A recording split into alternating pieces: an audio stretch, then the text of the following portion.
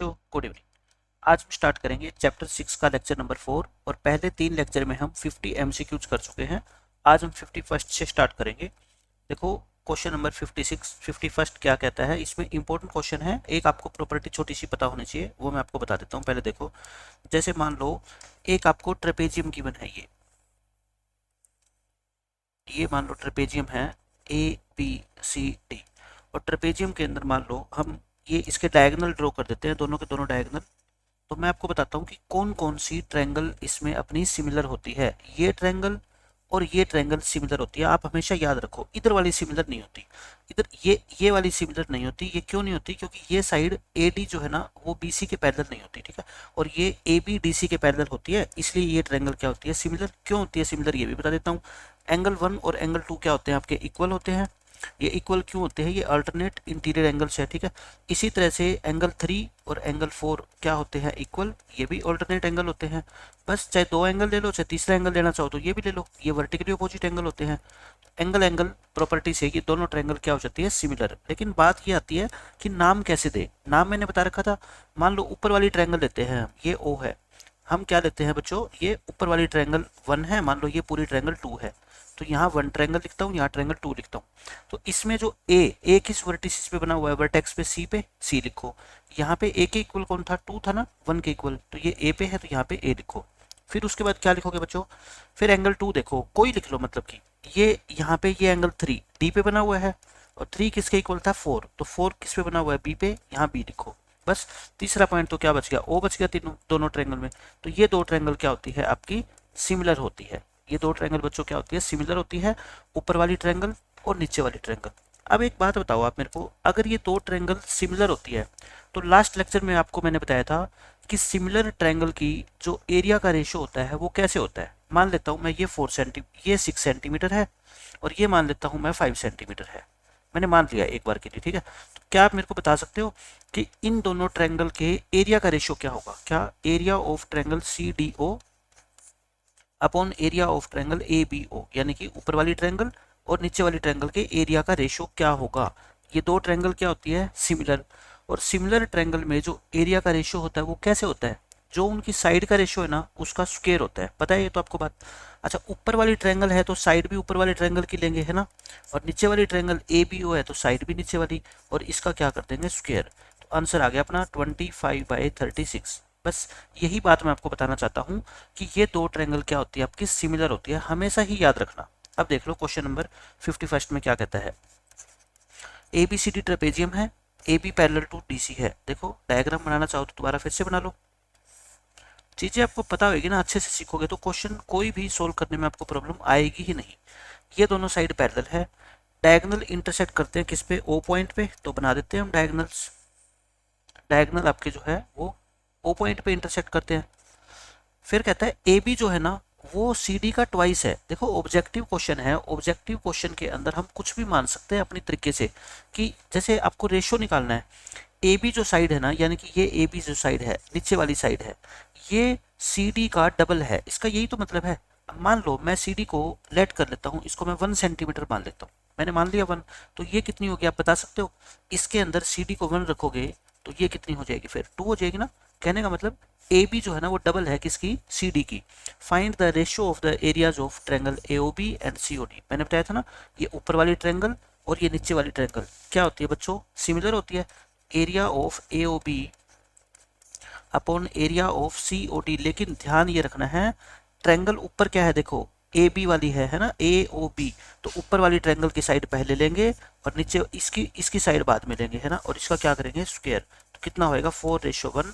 Answer कितना आएगा इसका? 4:1। जल्दबाजी में बच्चा क्या कर देता है? 1:4 कर देगा इसका आंसर, और वो गलत हो जाएगा। क्यों? ट्रायंगल अगर AB है तो हम AB की जो साइड है उसको ऊपर लेंगे, CD नीचे है तो CD कितनी है? 1 को नीचे लेंगे, ठीक है। बहुत अच्छा क्वेश्चन है, इस तरीके से आप सारे के सारे क्वेश्चन सोल्व कर सकते हो। अब ये आप बिल्कुल मत समझना कि मैंने 1 क्यों मानी, आप इसको 3 मान लो। क्या मान लो बच्चों? 3। तो ये क्या होगी फिर? 6 होगी ना, डबल है। 3 और 6 का भी तो रेशियो कितना होएगा बताओ आप मेरे को? या फिर यहाँ पे हम क्या लेंगे? 6/3 का स्क्वायर, और 6/3 भी तो कितना होता है? 2 ही तो होता है ना, तो 2/1 का स्क्वायर, यानी कि 4:1। इस तरीके से आपको क्वेश्चन करने हैं, तो कुछ भी मान लो, उससे कोई फर्क नहीं पड़ता। मेरे को यहाँ पे ये दिखाई दे रहा है, देखो कि ए बी जो है ना वो सी डी वाली ट्रायंगल से उसकी साइड डबल है, तो फिर इस ए बी को आप मान लो 2 लिख दो और सी डी को क्या लिख दो 1 लिख दो, मतलब कि बिना डायग्राम बनाए भी आप ये क्वेश्चन सोल्व कर सकते हो। अब देखो क्वेश्चन आपका, क्वेश्चन नंबर 52, इसमें कहता है इक्विलेटरल ट्रायंगल की हर एक साइड 4√3 है। आपको ट्रायंगल की क्या दे रखी है बच्चों, साइड दे रखी है 4√3 4√3 4√3। आपको बतानी क्या है इसकी हाइट, हाइट का मतलब क्या होता है ऑल्टीट्यूड ये। और इक्विलेटरल ट्रायंगल में आपको पता है जितनी हाइट होती है वही क्या होती है इसकी मीडियन होती है। तो मैंने आपको तरीका बताया था कि ये बहुत इंपॉर्टेंट फॉर्मूला है, क्या, ऑल्टीट्यूड निकालने का। ऑल्टीट्यूड या हाइट बोलते हैं इसको, उसका फॉर्मूला क्या होता है √3/2 इंटू साइड। मैंने बताया था ये 2-3 फॉर्मूले अलग से पेज पे लिख के रख लो क्योंकि बहुत काम आते हैं। तो √3/2 इंटू साइड, साइड कितनी है बताओ 4√3, तो ये 2 से 2 काट दो, ऊपर क्या बच गया 2 इंटू √3 इंटू √3 क्या होता है 3, 2 3 जा कितना होता है 6, आंसर कितना आ गया इसका 6 आ गया बस। अब देखो इसमें क्या बोलता है आपको, sides of two similar triangles are in 4:9, यानी कि दो सिमिलर ट्रायंगल है उनकी साइड्स का रेशियो दे रखा है, आपको एरियाज का रेशियो निकालना है। तो बताओ आपको अगर साइड्स का रेशियो गिवन हो, रेशियो ऑफ साइड्स 4/9, तो रेशियो ऑफ एरियाज कैसे निकालते हैं, मैंने बताया था ना लास्ट लेक्चर में, अगर एरिया का रेशियो निकालना हो तो जो साइड का रेशियो होता है उसका क्या करते हैं स्क्वायर करते हैं। तो 4 का स्क्वायर 4 इंटू 4, 9 का स्क्वायर को लिख दो 9 इंटू 9, यानी कि 16/81, 16 रेशियो 81 लिख दो, चाहे 16/81 लिख दो, एक ही बात होती है, ठीक है। ये हो गया अपना क्वेश्चन। अब इसमें भी ये इंपॉर्टेंट क्वेश्चन है, each side of A square is 5 centimetre, इसका डायगोनल निकालना है। ध्यान से कॉन्सेप्ट समझ लो, पूरा कॉन्सेप्ट समझाता हूँ मैं। देखो इस पे काफी क्वेश्चन एग्जाम में पूछे जाते हैं, कोई नई चीज नहीं है, आप ये मत समझना कि मैं हर क्वेश्चन में कोई नई चीज बता देता हूँ, लेकिन मैं इसलिए बताता हूँ ताकि एक चीज के ऊपर आप अच्छे से फोकस कर पाओ। ये स्क्वायर है मान लो, इसकी साइड कितनी है बच्चों 5 है, ये सारी की सारी साइड कितनी होती है 5 होती है। और आपको पता है हर एक एंगल कितने डिग्री का होता है 90 का स्क्वायर में। आपको डायगोनल बताना है, ये डायगोनल मैंने आपको लास्ट लेक्चर में बताया था कि अगर मान लो ये आपकी राइट ट्रायंगल है ना, राइट ट्रायंगल डायगोनल ये तो सबसे बड़ा होता है हाइपोटेन्यूस, ये मान लो 5 है, तो ये साइड मैंने बताई थी ना √2 से क्या कर दिया करो सीधी मल्टीप्लाई कर दिया करो, ऐसे ये होगी, क्या होगी बच्चों 5√2। तो डायगोनल कितना आ गया इसका बताओ 5√2 आ गया। लेकिन आप सोचोगे अगर नहीं याद रहा हमारे को तो कैसे निकाले, मैं कहता हूँ पाइथागोरस थ्योरम तो याद है ना, पाइथागोरस थ्योरम में AC स्क्वायर जो है किसके इक्वल होता है बताना, हाइपोटेन्यूस का स्क्वायर 5 स्क्वायर प्लस 5 स्क्वायर, यानी कि 25 प्लस 25, इसको लिख दो 25 इंटू में 2, तो AC कितना आ जाएगा बताओ इसका स्क्वायर रूट, और 25 का स्क्वायर रूट कितना होता है 5, 5√2 आ गया। तो मतलब कि आप याद रखो चाहे कैसे भी करो, मेरे कहने का मतलब है ओरल क्वेश्चन है, बिना कॉपी पेन किए सोल्व कर सकते हो आप। डायगोनल क्या होता है स्क्वायर का, साइड को मल्टीप्लाई कर दो किससे √2 से, किसमें इन ए स्क्वायर। ये छोटी छोटी चीजें मैं लिखवाता हूँ ना, ये आप अलग से लिखा करो, मैंने आपको हर बार बताया है, ताकि जब भी आप क्वेश्चन की रिवीजन करो, चैप्टर की रिवीजन करो, ये पहले पढ़ लोगे ना, क्वेश्चन से तुरंत आपको ध्यान आ जाएगा क्वेश्चन को देखते ही कि यहाँ पे तो वो वाला कॉन्सेप्ट लग रहा है, ठीक है। डायगोनल कितना हो गया, साइड को √2 से मल्टीप्लाई करना है। अब देखो इस क्वेश्चन में स्क्वायर की साइड कितनी है 5 है, तो डायगोनल कितना होगा 5√2 होगा, है ना, कंफ्यूज मत हो ना 2√5 5√2, जो साइड है उसको मल्टीप्लाई करना है आपको √2 से, आंसर आ जाएगा आपका। अब ये देखो इस क्वेश्चन में क्या बोलता है, आपको डायगोनल दे रखा है स्क्वायर का ये, तो find the length of the side. आप मेरे को ये बताओ डायगोनल का फॉर्मूला क्या होता था, डायगोनल का फॉर्मूला होता है जो भी साइड होती है ना उसको √2 से मल्टीप्लाई करते हैं, यही तो होता है। डायगोनल कितना दे रखा है बताओ 3√2 दे रखा है, तो साइड कितनी आएगी √2 से √2 कट जाएगा, साइड कितनी आ जाएगी 3। मेरे कहने का मतलब ये है साइड 3 रही होगी तभी तो डायगोनल 3√2 आया होगा ना, क्यों, क्योंकि डायगोनल कैसे निकलता है साइड को √2 से मल्टीप्लाई करके, तो साइड कितनी आ जाएगी 3 सेंटीमीटर आ जाएगी। अब देखो क्वेश्चन नंबर 56, क्वेश्चन नंबर 56 में क्या है, एक आइसोसेलेस राइट एंगल ट्रायंगल है, तो बना लेते हैं राइट एंगल ट्रायंगल, ये राइट एंगल ट्रायंगल बन गई, और आइसोसेलेस भी है, तो आइसोसेलेस में ये दो साइड्स क्या होगी इक्वल होगी। ये क्यों नहीं ले सकते, क्योंकि हाइपोटेन्यूस है, और हाइपोटेन्यूस तो लॉन्गेस्ट साइड होती है। हाइपोटेन्यूस 7√2 है, ये कितना है बच्चों 7√2 है, तो length of each of the equal sides मैंने बताया था ना, ये कितनी होगी आपकी 7 7 हो जाएगी। क्योंकि ये 7 होगी तभी तो ये 7√2 आई होगी ना। यही क्वेश्चन जो अभी हमने पीछे किया, ठीक है। लेकिन अगर मान लो नहीं जानते आप इस रूल को, फिर मैं क्या कहता हूँ, इसको x मान लो, तो ये भी कितना है बच्चों, x है। मान लो आपको ये वाला रूल नहीं याद रहता, फिर भी आप निकाल सकते हो। इन दोनों को क्या मान लो, x मान लो। तो बताओ ये पाइथागोरस थ्योरम क्या होती है, x square plus x square equal to क्या होता है, 7√2 का होल स्क्वायर होता है। ये कितना होता है 49, और √2 का स्क्वायर कितना होता है 2, यानी कि 98 आ गया। तो 2x स्क्वायर इक्वल टू आ गया आपका 98। एक्स स्क्वायर कितना आएगा 98/2 यानी कि 49। तो x कितना आएगा बताओ, 49 का स्क्वायर रूट यानी कि कितना आ जाएगा 7। देखो तभी तो 7 आ गई ना। तो निकाल सकते हो, लेकिन मैं ये कहता हूँ क्वेश्चन जैसे ही आप देखोगे ना, आपको हाइपोटेन्यूज दे रखा है, तो साइड कितनी आएगी बताओ, इसकी 7 आएगी, है ना। 2 से डिवाइड कर दो। लेकिन नहीं याद रहता, फिर बेसिक मेथड आपको आना चाहिए। देखो 57th क्वेश्चन में क्या है, each side if side of A square is 6। आप एक स्क्वायर बना लो, आप क्या करो बच्चों, एक स्क्वायर बना लो, ABCD। इसकी साइड कितनी है, 6 है, सारी 6 है। Find the area of the equilateral triangle. आपको उस इक्विलेटरल ट्रायंगल का एरिया निकालना है which is made on the diagonal of this square, जिसको हमने इस स्क्वायर के डायगोनल पे बनाया। देखो इस स्क्वायर का डायगोनल ये होगा। डायगोनल पे बनाने का मतलब ये होता है इस इक्विलेटरल ट्रायंगल की हर एक साइड जो है ना वो डायगोनल के इक्वल है, मतलब कि ऐसे बनाई गई है ट्रायंगल। देखो ये जो इक्विलेटरल है ना, ये ऐसे बनाई गई है। ये है आपका क्वेश्चन, ठीक है। तो अब आप मेरे को बस ये बता दो कि अगर आपको, सॉरी मैंने क्या बना दिया, ये तो स्क्वायर बना दिया ना, और आपको क्या गिवन है क्वेश्चन में, इक्विलेटरल ट्रायंगल गिवन है ना। ये इरेज कर रहा हूं मैं। इस स्क्वायर के जो डायगोनल है इसको साइड मान के आपने एक इक्विलेटरल ट्रायंगल बनाई है, तो इसकी ट्रायंगल बना दो। अच्छा, अब कई बच्चों में ये डाउट होगी मन में कि मैंने ये ट्रायंगल ये क्यों नहीं ली, मतलब ऐसे भी तो बना सकता था। आप ये बताओ, क्या स्क्वायर का डायगोनल और स्क्वायर की साइड दोनों इक्वल होते हैं? इक्वल नहीं होते ना। इक्विलेटरल में तो क्या होता है, तीनों साइड इक्वल होती है। तो एक साइड अगर आप ये मान लोगे तो दूसरी साइड ये कैसे हो सकती है, क्योंकि ये तो साइड है स्क्वायर की और ये डायगोनल है, तो दोनों इक्वल नहीं होते। तो ये तीनों साइड क्या है, मान लो इक्वल है। इसका एरिया निकालना है। आप पहले ये बता दो, अगर ये साइड 6 है तो ये कितनी होगी, 6√2, क्योंकि अभी मैंने बताया था ना डायगोनल कितना होता है, √2 से मल्टीप्लाई कर दो साइड को। इक्विलेटरल ट्रायंगल का एरिया का फॉर्मूला याद होना चाहिए। एरिया ऑफ इक्विलेटरल ट्रायंगल कितना होता है, √3/4 ए स्क्वायर होता है, ठीक है। तो √3/4 ए का मतलब साइड, साइड कितनी है इसकी 6√2, इसका स्क्वायर कर दो, बस आंसर आ जाएगा। 6 का स्क्वायर होता है 36 और √2 का स्क्वायर कितना होता है बच्चों, 2 होता है। तो ये कितना आ गया अपना, 2 से ये कट जाएगा और ये आपका कट गया कितना, 18। आंसर आ गया 18√3। कितना आ गया अपना, 18√3। ये इस क्वेश्चन का ऑप्शन नंबर बी आ जाएगा। आसान क्वेश्चन है। दो चीजें मैंने इकट्ठी पूछ ली, एक तो स्क्वायर का डायगोनल भी और एक इक्विलेटरल ट्रायंगल का एरिया भी निकालना आपको आ गया। अब देखो क्वेश्चन नंबर 58 में क्या बोलता है, एक इक्विलेटरल ट्रायंगल है BCP is described on one side of A square. देखो मैं क्या कहता हूं, आप है ना ऐसा करो, एक स्क्वायर बना लो।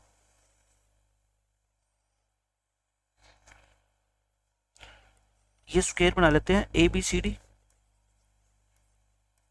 ये हमने स्क्वायर बना दिया। अब इस क्वेश्चन में ये कह रखा है कि एक ट्रायंगल है BCP और वो इक्विलेटरल है, जो कहाँ पे बनाई गई है, एक साइड के ऊपर बनाई गई है। इज डिस्क्राइब्ड का मतलब मेड मान लो, ठीक है। ये साइड के ऊपर बनाई गई है, तो आप क्या करो, इस साइड के ऊपर, ये साइड है, इसके ऊपर एक इक्विलेटरल ट्रायंगल बना दो।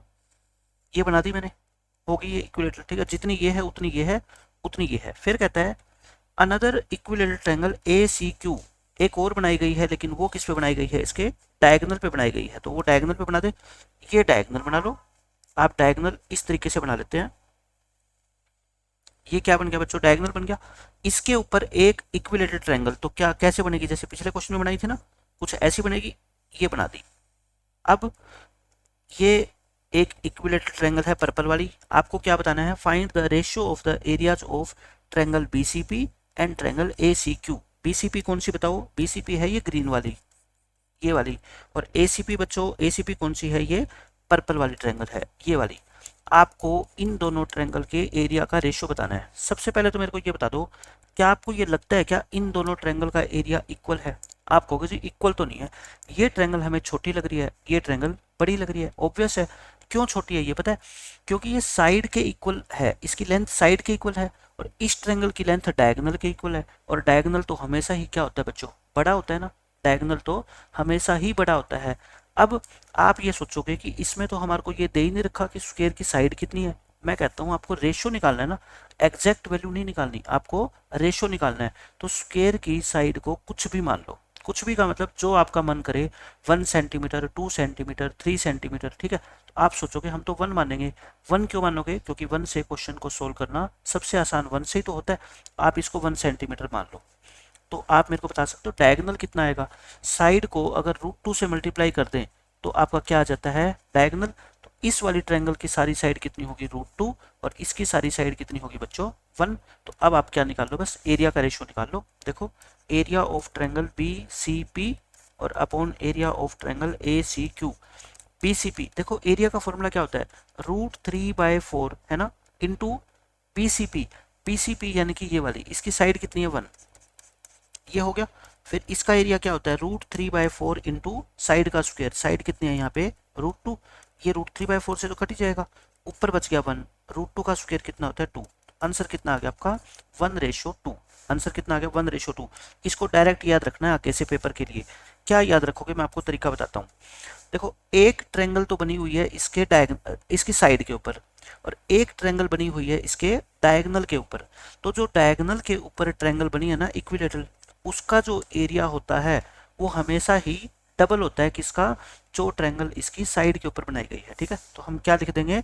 जो डायगोनल वाली ट्रायंगल होती है, सिंपल लैंग्वेज में लिख लो, डायगोनल वाली ट्रायंगल का एरिया हमेशा साइड वाली ट्रायंगल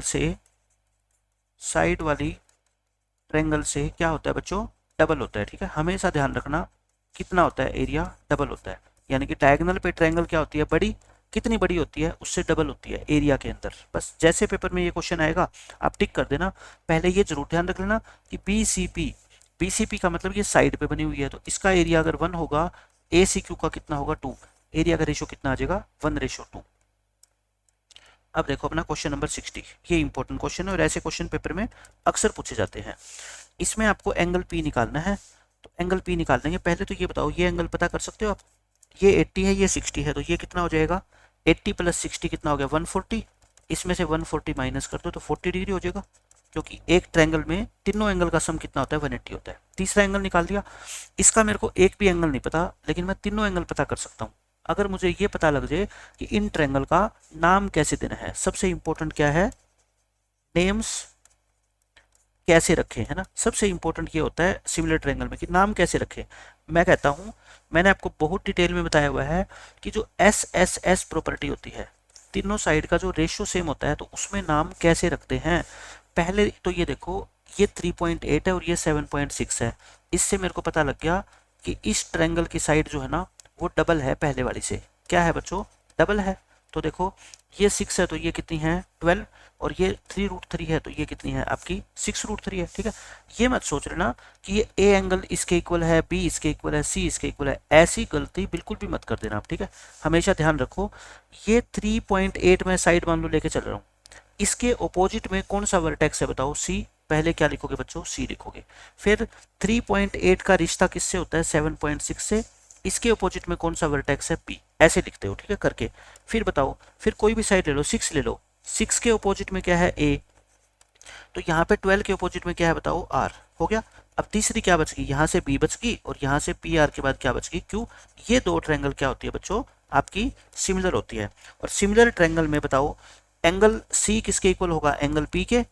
A किसके इक्वल होगा? एंगल R के। और B किसके इक्वल होगा? एंगल Q के। अब आपको निकालना क्या है? देखो, एंगल P ये निकालना है ना, और P किसके इक्वल है? ध्यान से देखो, C के। और C कितना निकाला अभी हमने? 40।